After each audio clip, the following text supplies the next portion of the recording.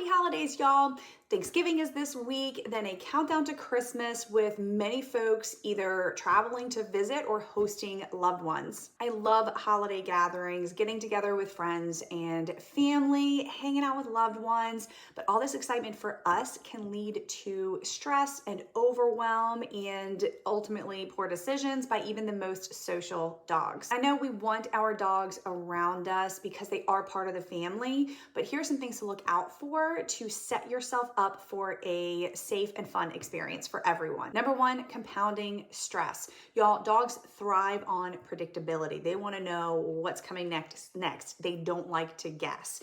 Adding new people and dogs and disrupting their everyday environment is going to create stress, maybe a little overwhelm, and cause our dogs to potentially act out. Look out for abnormal behavior. Watch their body language. That's going to tell you a lot about how your dog is actually feeling. So things like stiffening up, a stiffer posture rather than loosey-goosey, and this includes tail wags. A wagging tail does not necessarily mean that your dog is feeling good. If it's tight and stiff, then your dog is still feeling uncomfortable. Other examples are wide eyes, maybe tightening of the mouth, or on the opposite end of that spectrum, heavy breathing, heavy panting when they didn't do any exercise. These are all indicators that your dog is uncomfortable and not handling things well. It's important in these moments, even during a party, to focus on giving your dog the appropriate guidance to helping them feel more comfortable, leading them to the correct behaviors. And that may actually mean helping them feel more comfortable by tucking them away in another space, in a crate, in a quiet room, away from all the chaos. Number two, context is important. Just because your dog has met someone before does not mean that they are not going to have issues this time. So some of the context that I want you to think of is location. Did they meet this person elsewhere?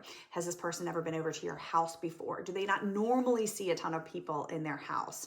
Age also matters. Was your dog younger or a puppy when they first met this person? So these two things alone can change the social dynamics with your dog, and it's going to change how they approach the person or how they interact with them. Parties are exciting and they're a lot of fun, and there are a lot of tense moments, and that tension includes excited, overly aroused greetings. So nervous dogs or dogs that are more insecure can be pushed a little more into more nervousness and overwhelm, whereas pushy dogs might take the opportunity to take advantage of the situation and may become more demanding and pushy during this overly excited time. Context is also crucial around kids. Just because your dog loves your kids and tolerates stuff from them does not mean they will like other kids or tolerate the same behaviors from other kids. Y'all, relationship is everything. And just like us, dogs will tend to tolerate more from their family than they will from outsiders. Forcing a relationship or forcing an interaction can absolutely result in a bite. I would much rather have a safe, if disappointed, kid at a social situation. Advocate for your dog, look out for nervousness, and do not allow anyone, no matter their age, to put social pressure on your dog. This will, to your dog, erode their trust and belief in you, and it can turn into bigger challenges, not only immediately, but further down the road. Number three, the same context rules apply to other dogs. Coming or going into another dog's territory, the age and social dynamics, along with the high energy and dogs competing for high value resources. Y'all, there's going to be food all over the place, lots of energy, lots of attention, potentially. And so space is a high value resource for dogs.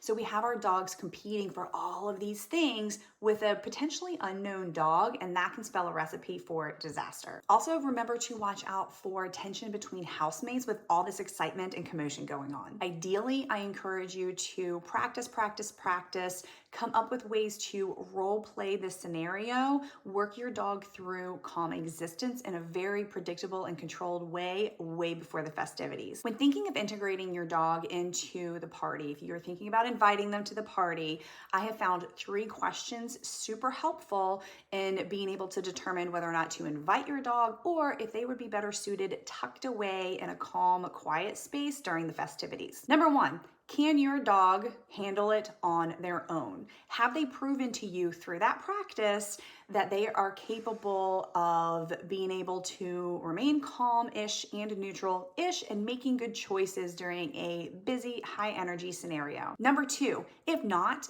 can you guide your dog through that situation?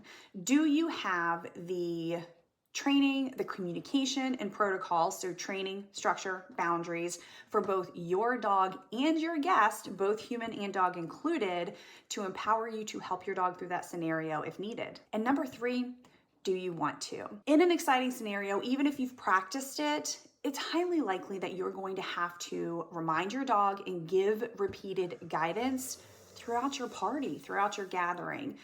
So do you want to? Are you willing to take the time to monitor your dog, make sure they're making good choices throughout this situation?